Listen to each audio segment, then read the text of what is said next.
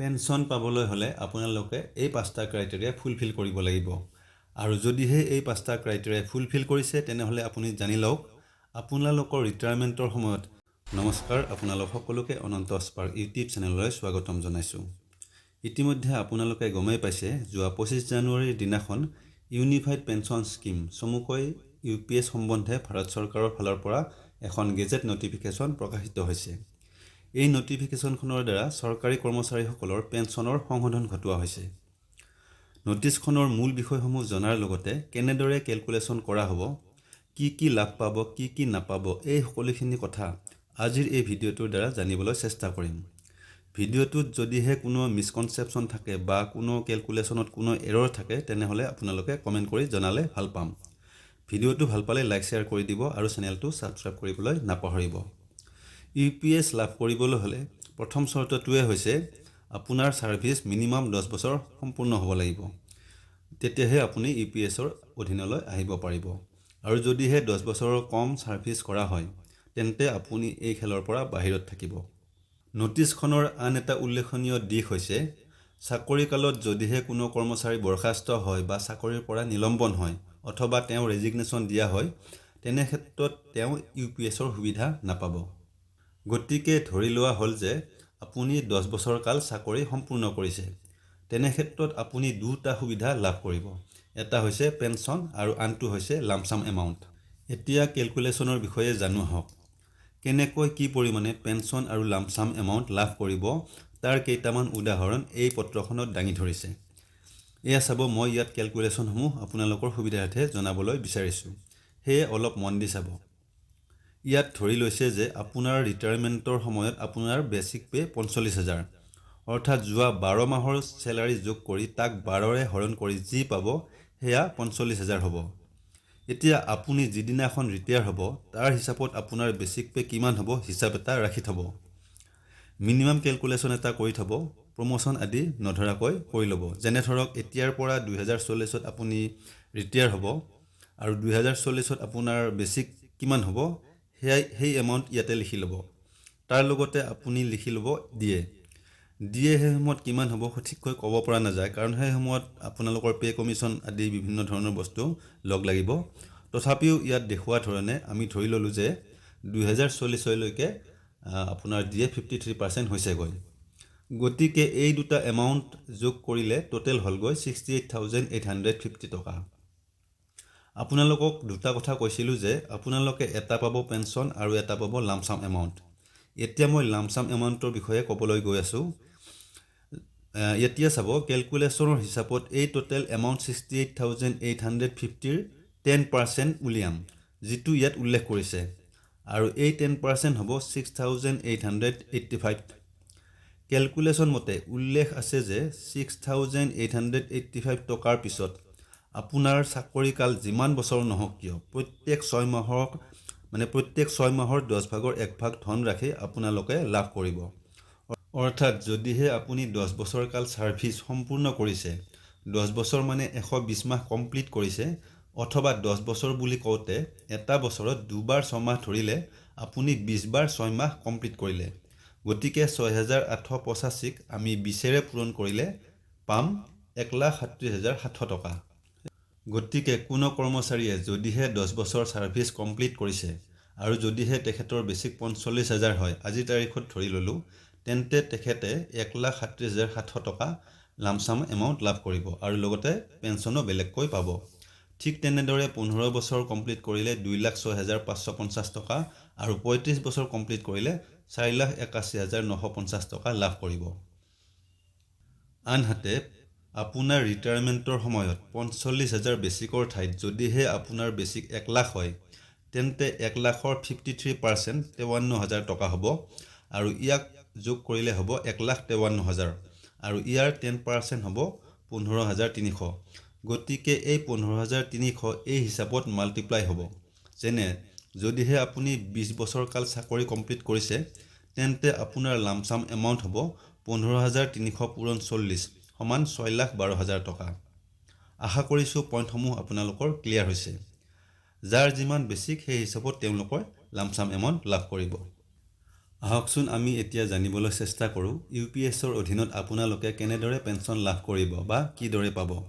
Pension পাবলৈ হ'লে আপোনালোকে এই 5টা ক্ৰাইটেৰিয়া ফুলফিল কৰিব লাগিব।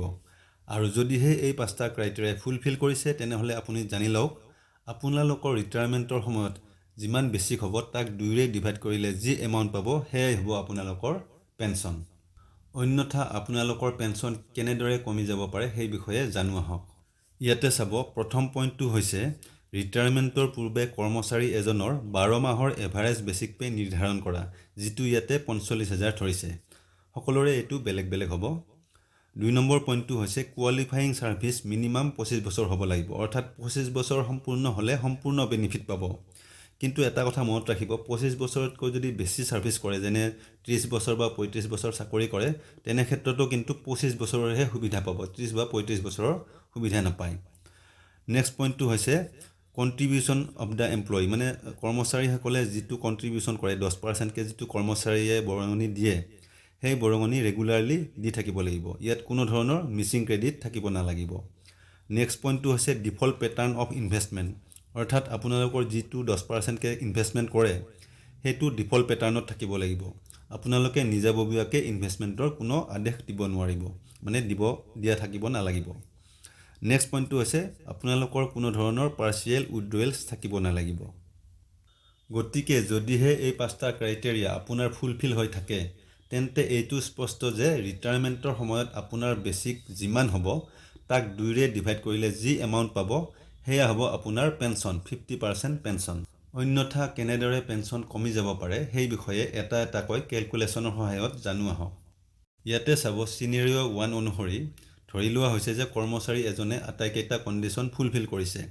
তেনে ক্ষেত্ৰত কৰ্মচাৰীজনৰ ইণ্ডিভিজুৱেল কৰ্পাছ হ'বগৈ 50 লাখ টকা, অৰ্থাৎ তেখেতৰ 10%কৈ যিটো বৰঙণি দিছে সেই অনুযায়ী তেখেতৰ ইণ্ডিভিজুৱেল কৰ্পাছ 50 লাখ হৈছেগৈ। নেক্সট আছে বেঞ্চমাৰ্ক কৰ্পাছো তেখেতৰ 50 লাখ হ'ব, অৰ্থাৎ যিটো তেখেতৰ কৰ্পাছ জমা হ'ব লগা আছিলে সেইটোও 50 লাখ টকা। গতিকে এই ফৰ্মুলা অনুসৰি তেখেতৰ পেঞ্চন কিমান হ'ব চাই লওঁ আহক। ফৰ্মুলাটো হৈছে P/2 ইনটু Q ডিভাইডেড বাই 300 ইনটু IC ডিভাইডেড বাই BC। ইয়াতে P মানে হৈছে বেছিক পে, Q মানে হৈছে নাম্বাৰ অফ ইয়াৰ্ছ ইনটু 12 আৰু IC আৰু BC মানে ইণ্ডিভিজুৱেল কৰ্পাছ আৰু BC মানে হৈছে বেঞ্চমাৰ্ক কৰ্পাছ।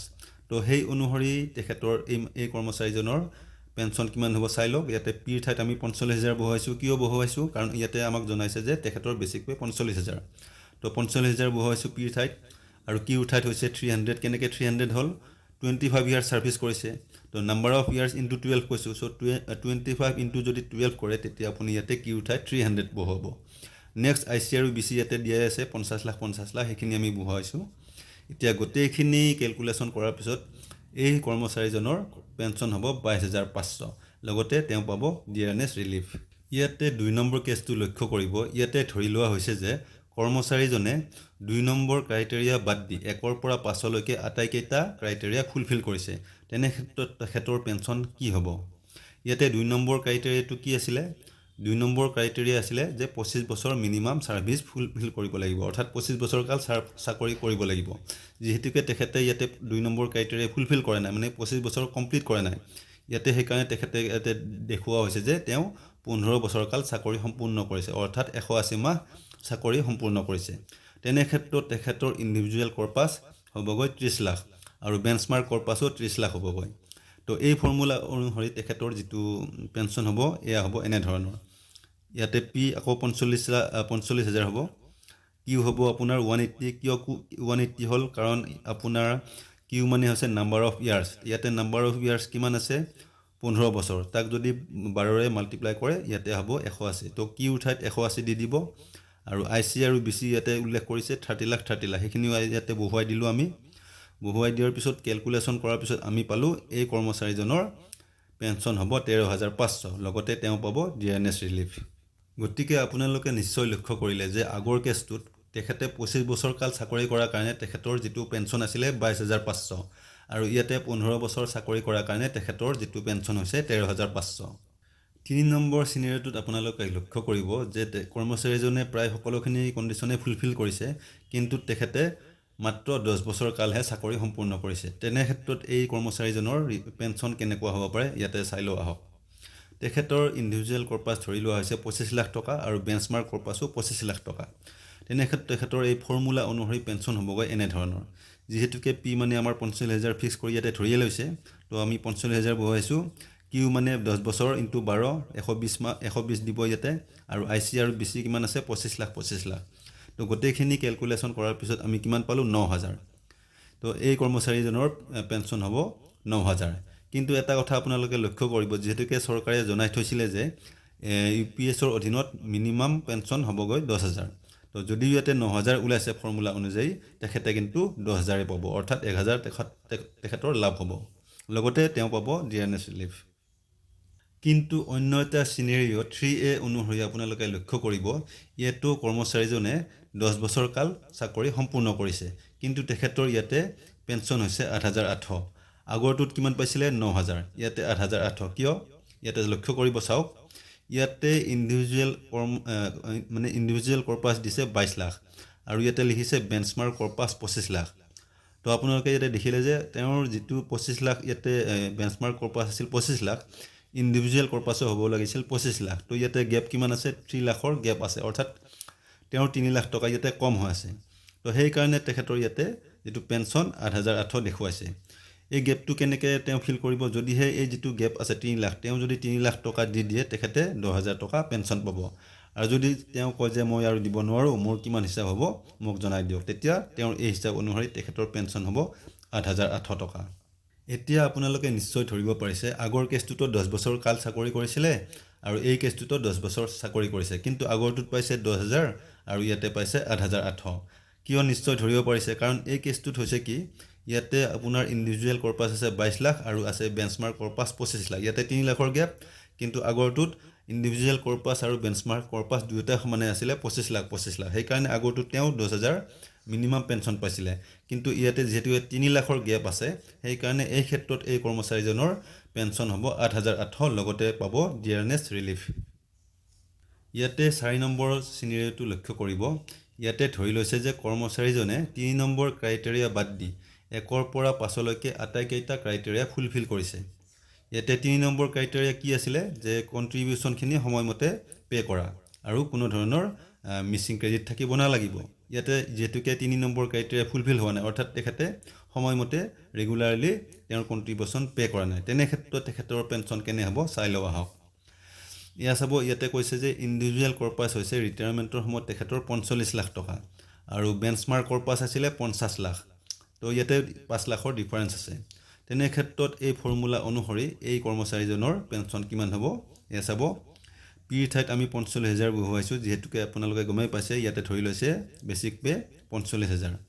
আৰু যিহেতুকে 2 নম্বৰ পইণ্টটো ফুলফিল কৰিছে, মানে তেখেতে 25 বছৰ কাল চাকৰি কৰিছে, সেইকাৰণে আপোনাৰ ইয়াতে কিউ ঠাইত হ'ব 300। আৰু যিহেতুকে আই চি ইয়াতে 45 লাখ আছে, আই চি 45 লাখ বহুৱাইছোঁ, আৰু বি চি মানে বেঞ্চমাৰ্ক কৰ্পাছ 50 লাখ ইয়াতে বহুৱাই দিছোঁ। আৰু সেই অনুসৰি তেখেতৰ এই কৰ্মচাৰীজনৰ পেঞ্চন হ'ব 20,250 প্লাছ ডিয়াৰনেছ ৰিলিফ।